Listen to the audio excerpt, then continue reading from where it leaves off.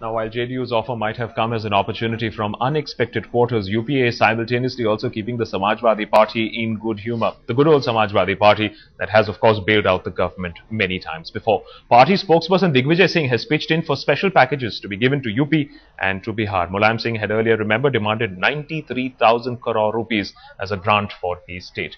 So why are Mulayam and Nitish now critical for the UPA? Well, for a government really in a minority after TMC's withdrawal of support, SP and JDU's 42 MPs could really give a much-needed cushion, a lifeline to the UPA government, and Congress would go all out to woo these parties because they declare a clear support for the ruling coalition. The numbers would be really swelling from a precarious 254 to a very healthy 296. Then, of course, there is no question of any threat to the government.